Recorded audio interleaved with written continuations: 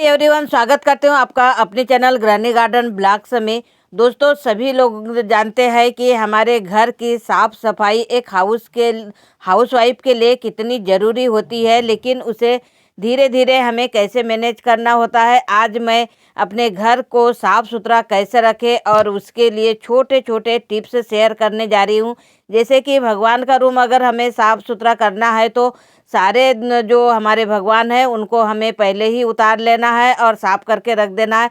उसके बाद में जो भगवान हमारे जहाँ पर स्थापित हमने किए हैं उन्हें वहीं पर रखना है, जिससे कि उनकी जगह चेंज ना हो। तो इस प्रकार से हमारे मंदिर की हमें सफाई करना है और सफाई करने के बाद में पूरा सेट कर देना है, क्योंकि त्योहारों के समय में अक्सर करके हम लोग ज़्यादा करके करते हैं, लेकिन भगवान का जो मंदिर होता है वो तो हमेशा ही हमें साफ सफाई और जमा कर रखना ही होता है, क्योंकि डेली पूजा करना ही होता है। तो देखिए, यहाँ मैंने अभी दीपावली के लिए साफ सुथरा किया था, इसलिए हमारा थोड़ा सा टाइम हो गया है। साथ में हमारा पूरा डेकोरेट जो हमारे भगवान थे जहाँ हमने स्थापित किया था वहीं पर मैंने इन्हें सेट कर दिया है।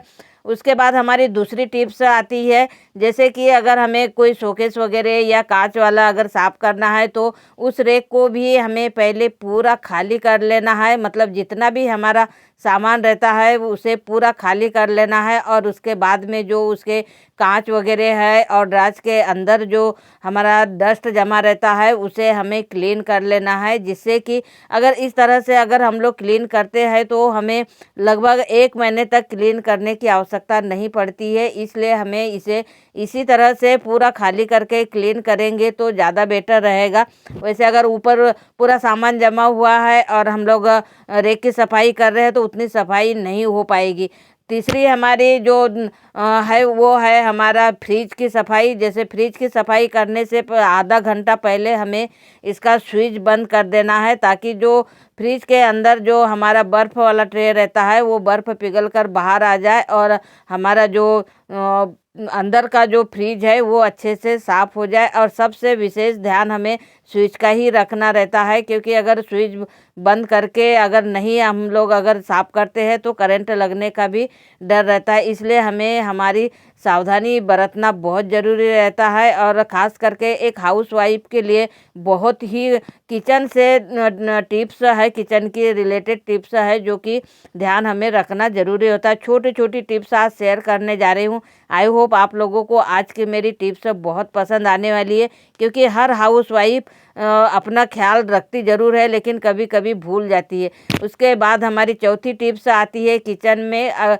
जब भी हम लोग किचन में जाते हैं तो हम लोग नीचे गैस की सफाई तो कर लेते हैं, लेकिन रात भर हम लोग जब छोड़ देते हैं तो हमें ये नहीं पता रहता है कि कीड़े वगैरह हमारे गैस के ऊपर तो आ ही जाते हैं, और साथ में जैसे दीवार वगैरह है, पत्थर है, उस पर अगर आ गए तो उसकी हम लोग सफाई नहीं कर पाते, बस ऊपर ऊपर से गैस की सफाई कर लेते हैं और छोड़ देते हैं।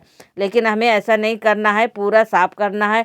साथ में स्टोर के जो आटा वगैरह, चावल वगैरह जो हमारे घर में स्टोरेज वाला जो रहता है, ज़्यादा में रहता है, तो हमें जो बर्तन डेली यूज करना रहता है उसी में हमें स्टोर करके रख लेना है। पांचवी हमारी जो टिप्स है वो है, अगर जैसे घी वगैरह अगर हमारे घर में पैकेट में लाया, ये लिक्विड वाला कोई भी चीज़ अगर पैकेट में लाया है तो उसे हमें पतला करके डिब्बे में भरना रहता है। तो गर्म पानी कुनकुना कर लेना और पैकेट सहित हमें पानी में डाल देना, 10 मिनट छोड़ देना है, और वो घी हमारा पिघल कर तैयार हो जाएगा, तब हमें डिब्बे में डाल देना है। साथ में जो हमारी छठवीं जो टिप्स होती है, जैसे फ्रूट्स वगैरह हम लोग मार्केट से जब भी अगर लेकर आते हैं तो फ्रूट्स वगैरह हमें पहले ही धुलकर रख लेना चाहिए। हमारी आठवीं टिप्स है, जैसे कि अगर हमें नया हो या पुराना हो चादर अगर हमें बेडशीट पे अगर डालना है तो बहुत ही आसान तरीका शेयर करने जा रही हूँ कि इसमें जो हमारे चारों कोने जो बेडशीट के होते हैं उस पे हमें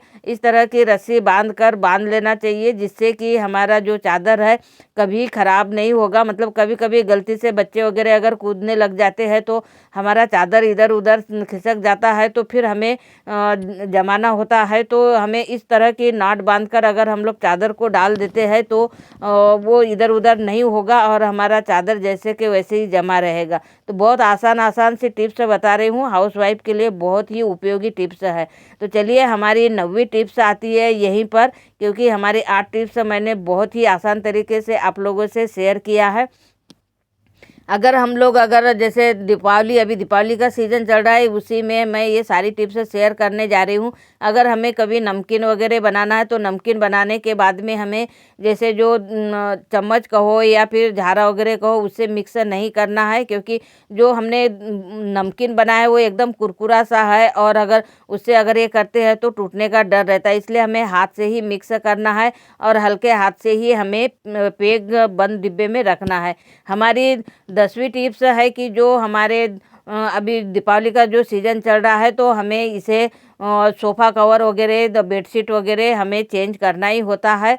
तो हमें बस इसी तरह से तरीके से डालकर जो अंदर वाला भाग होता है उसे हमें सोफे के अंदर में दबा देना है, जिससे कि जो भी बैठने वाला रहेगा उससे हमारा सोफ़ा कवर निकले ना, और ना ही बेडशीट भी हमें गद्दे के नीचे दबा देना चाहिए, जिससे कि हमारा जो बेडशीट हमने डाली है वो जमी की जमी रहे। अब हम लोग देखते हैं 11वीं टिप्स। दीपावली का समय चल रहा है, इसलिए ये मैं छोटी छोटी टिप्स शेयर कर रही हूँ। अभी हमारे घर में जैसे रंगोली वगैरह सभी के घरों में डलती है, तो आंगन में जब तक के हम लोग गोबर की लिपाई नहीं करेंगे तो दीपावली को शुभ भी माना नहीं जाता है। और साथ में जो हम लोग रंगोली डालते हैं तो रंगोली के लिए गोबर की लिपाई करना होता है। तो आज मैं गोबर की लिपाई ही करने जा रही हूँ, उसके बाद में ही रंगोली डालने वाली हूँ, क्योंकि दीपावली के समय में बोलते हैं कि जो गौ माता का जो गोबर होता है उससे लिपाई करते हैं तो बहुत ही शुभ होता है। तो बस आज उसी के लिए मैं गोबर की लिपाई करने जा रही हूँ। और बहुत ये सरल तो होता ही है, लेकिन हम लोग अक्सर करके आजकल सभी के घरों में सीमेंटेड हो गया है, तो गोबर की लिपाई करने का हमें मौका ही नहीं मिलता है। लेकिन हमें रंगोली डालना है, इसलिए मैं आज गोबर की लिपाई कर रही हूँ। तो ये देखिए मेरी यहाँ पर गोबर की लिपाई भी हो चुकी है। अब हमारी 12वीं टिप्स आती है।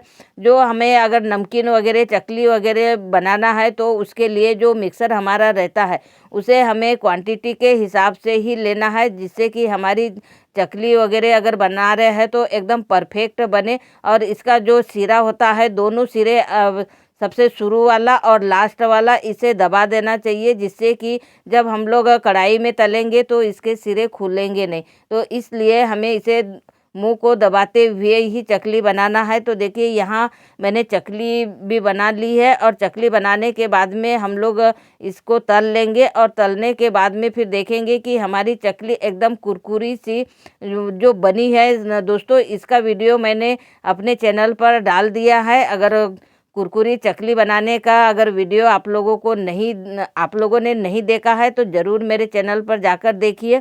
चलिए हम लोग जब चकली तलते हैं तो हमें ज़्यादा क्वांटिटी में नहीं डालना है, 3 से 4 चकली ही डालना है, और थोड़ा गैप में ही डालकर हमें इसे तलना है। नहीं तो ज़्यादा अगर डाल देंगे तो टूटने का डर रहता है, और इस तरह से हमारी चकली फिर एकदम रिंग टाइप की नहीं बनेगी। तो देखिए मेरी यहाँ एकदम कुरकुरी सी हो चुकी है, और पैक बंद डिब्बे में मैंने इसे स्टोर करके रख दिया है। तो दोस्तों आज का वीडियो में कैसे लगा कमेंट करके ज़रूर बताएं।